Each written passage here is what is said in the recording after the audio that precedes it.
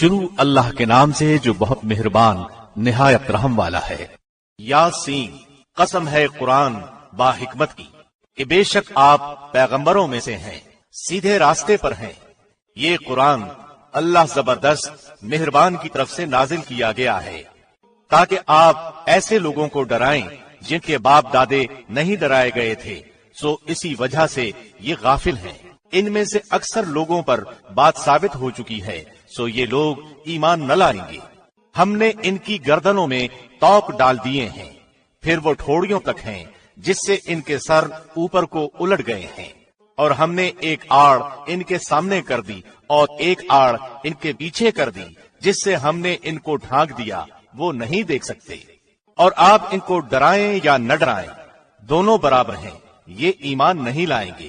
بس آپ تو صرف ایسے شخص کو ڈرا سکتے ہیں جو نصیحت پر چلے اور رحمان سے بن دیکھے ڈرے، سو آپ اس کو مغفرت اور باوقار اجر کی خوشخبریاں سنا دیجئے۔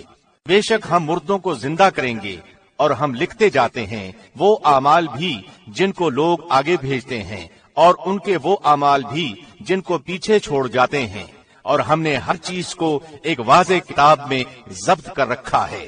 اور آپ ان کے سامنے ایک مثال یعنی ایک بستی والوں کا قصہ بیان کیجئے، جبکہ اس بستی میں کئی رسول آئے۔ جب ہم نے ان کے پاس 2 کو بھیجا سو ان لوگوں نے اول دونوں کو جھٹلایا، پھر ہم نے تیسرے سے تائید کی سو ان تینوں نے کہا کہ ہم تمہارے پاس بھیجے گئے ہیں۔ ان لوگوں نے کہا کہ تم تو ہماری طرح معمولی آدمی ہو اور رحمان نے کوئی چیز نازل نہیں کی، تم نرا جھوٹ بولتے ہو۔ ان رسولوں نے کہا ہمارا پروردگار جانتا ہے کہ بے شک ہم تمہارے پاس بھیجے گئے ہیں اور ہمارے ذمے تو صرف واضح طور پر پہنچا دینا ہے۔ انہوں نے کہا کہ ہم تو تم کو منحوس سمجھتے ہیں، اگر تم باز نہ آئے تو ہم پتھروں سے تمہارا کام تمام کر دیں گے اور تم کو ہماری طرف سے سخت تکلیف پہنچے گی۔ ان رسولوں نے کہا کہ تمہاری نحوست تمہارے ساتھ ہی لگی ہوئی ہے، کیا اس کو نحوست سمجھتے ہو کہ تم کو نصیحت کی جائے، بلکہ تم حد سے نکل جانے والے لوگ ہو۔ اور ایک شخص اس شہر کے آخری حصے سے دوڑتا ہوا آیا، کہنے لگا کہ اے میری قوم، ان رسولوں کی راہ پر چلو، ایسے لوگوں کی راہ پر چلو جو تم سے کوئی معاوضہ نہیں مانگتے اور وہ راہ راست پر ہیں۔ اور مجھے کیا ہو گیا ہے کہ میں اس کی عبادت نہ کروں جس نے مجھے پیدا کیا، اور تم سب اسی کی طرف لوٹائے جاؤ گے۔ کیا میں اسے چھوڑ کر ایسوں کو معبود بناؤں کہ اگر رحمان مجھے کوئی نقصان پہنچانا چاہے تو ان کی سفارش مجھے کچھ بھی نفع نہ پہنچا سکے اور نہ وہ مجھے بچا سکے؟ پھر تو میں یقیناً کھلی گمراہی میں ہوں۔ میری سنو، میں تو سچے دل سے تم سب کے رب پر ایمان لا چکا۔ اس سے کہا گیا کہ جنت میں چلا جا، کہنے لگا کاش میری قوم کو بھی علم ہو جاتا۔ یہ مجھے میرے رب نے بخش دیا اور مجھے باعزت لوگوں میں سے کر دیا۔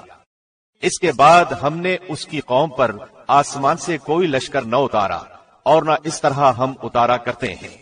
وہ تو صرف ایک زور کی چیخ تھی کہ یکا یک وہ سب کے سب بجھا گئے۔ ایسے بندوں پر افسوس، کبھی بھی کوئی رسول ان کے پاس نہیں آیا جس کی ہنسی انہوں نے نہ اڑائی ہو۔ کیا انہوں نے نہیں دیکھا کہ ان سے پہلے بہت سی قوموں کو ہم نے غارت کر دیا کہ وہ ان کی طرف لوٹ کر نہیں آئیں گے، اور نہیں ہے کوئی جماعت مگر یہ کہ وہ جمع ہو کر ہمارے سامنے حاضر کی جائے گی، اور ان کے لیے ایک نشانی خشک زمین ہے جس کو ہم نے زندہ کر دیا اور اس سے غلہ نکالا جس میں سے وہ کھاتے ہیں، اور ہم نے اس میں کھجوروں کے اور انگور کے باغات پیدا کر دیے، اور جن میں ہم نے چشمے بھی جاری کر دیے ہیں تاکہ لوگ اس کے پھل کھائیں، اور اس کو ان کے ہاتھوں نے نہیں بنایا، پھر کیوں شکر گزاری نہیں کرتے؟ وہ پاک ذات ہے جس نے ہر چیز کے جوڑے پیدا کیے، خواہ وہ زمین کی اگائی ہوئی چیزیں ہوں، خواہ خود ان کے نفوس ہوں، خواہ وہ چیزیں ہوں جنہیں وہ جانتے بھی نہیں۔ اور ان کے لیے ایک نشانی رات ہے جس سے ہم دن کو کھینچ لیتے ہیں تو وہ یکا یک اندھیرے میں رہ جاتے ہیں، اور سورج کے لیے جو مقررہ راہ ہے وہ اسی پر چلتا رہتا ہے۔ یہ ہے اندازہ ٹھہرایا ہوا غالب با علم اللہ کا۔ اور چاند کی ہم نے منزلیں مقرر کر رکھی ہیں یہاں تک کہ وہ لوٹ کر پرانی ٹہنی کی طرح ہو جاتا ہے۔ نہ آفتاب کی یہ مجال ہے کہ چاند کو پکڑے، اور نہ رات دن پر آگے بڑھ جانے والی ہے، اور سب کے سب آسمان میں تیرتے پھرتے ہیں۔ اور ان کے لیے ایک نشانی یہ بھی ہے کہ ہم نے ان کی نسل کو بھری ہوئی کشتی میں سوار کیا اور ان کے لیے اسی جیسی اور چیزیں پیدا کی جن پر وہ سوار ہوتے ہیں، اور اگر ہم چاہتے تو انہیں ڈبو دیتے، پھر نہ تو کوئی ان کا فریاد رس ہوتا نہ وہ بچائے جاتے، لیکن ہم اپنی طرف سے رحمت کرتے ہیں اور ایک مدت تک کے لیے انہیں فائدے دے رہے ہیں۔ اور ان سے جب کبھی کہا جاتا ہے کہ اگلے پچھلے گناہوں سے بچو تاکہ تم پر رحم کیا جائے، اور ان کے پاس تو ان کے رب کی نشانیوں میں سے کوئی نشانی ایسی نہیں آتی جس سے وہ بے رخی نہ برتتے ہوں، اور ان سے جب کہا جاتا ہے کہ اللہ کے دیے ہوئے میں سے کچھ دو تو وہ کفار ایمان والوں کو جواب دیتے ہیں کہ ہم انہیں کیوں کھلائیں جنہیں اگر اللہ چاہتا تو خود کھلا پلا دیتا، تو تم تو ہو ہی کھلی گمراہی میں۔ وہ کہتے ہیں کہ یہ وعدہ کب ہوگا، سچے ہو تو بتلاؤ۔ انہیں صرف ایک سخت چیخ کا انتظار ہے جو انہیں آ پکڑے گی، اور یہ باہم لڑائی جھگڑے ہی میں ہوں گے۔ اس وقت نہ تو یہ وصیت کر سکیں گے اور نہ اپنے اہل کی طرف لوٹ سکیں گے، تو سور کے پھونکے جاتے ہی سب کے سب اپنی قبروں سے اپنے پروردگار کی طرف تیز تیز چلنے لگیں گے، کہیں گے ہائے ہائے، ہمیں ہماری خوابگاہوں سے کس نے اٹھا دیا۔ یہی ہے جس کا وعدہ رحمان نے دیا تھا اور رسولوں نے سچ سچ کہہ دیا تھا۔ یہ نہیں ہے مگر ایک تند آواز کہ یکا یک سارے کے سارے جمع ہو کر ہمارے سامنے حاضر کر دیے جائیں گے۔ پس آج کسی شخص پر کچھ بھی ظلم نہ کیا جائے گا، اور تمہیں نہیں بدلہ دیا جائے گا مگر صرف انہی کاموں کا جو تم کیا کرتے تھے۔ جنتی لوگ آج کے دن اپنے دلچسپ مشغلوں میں حشاش بشاش ہیں۔ وہ اور ان کی بیویاں سایوں میں مسحریوں پر تکیہ لگائے بیٹھے ہوں گے۔ ان کے لیے جنت میں ہر قسم کے میوے ہوں گے اور بھی جو کچھ وہ طلب کریں۔ مہربان پروردگار کی طرف سے انہیں سلام کہا جائے گا۔ اے گنہگارو، آج تم الگ ہو جاؤ۔ اے اولاد آدم، کیا میں نے تم سے قول قرار نہیں لیا تھا کہ تم شیطان کی عبادت نہ کرنا؟ وہ تو تمہارا کھلا دشمن ہے، اور میری ہی عبادت کرنا سیدھی راہ یہی ہے۔ شیطان نے تو تم میں سے بہت ساری مخلوق کو بہکا دیا، کیا تم عقل نہیں رکھتے؟ یہی وہ دوزخ ہے جس کا تمہیں وعدہ دیا جاتا تھا۔ اپنے کفر کا بدلہ پانے کے لیے آج اس میں داخل ہو جاؤ۔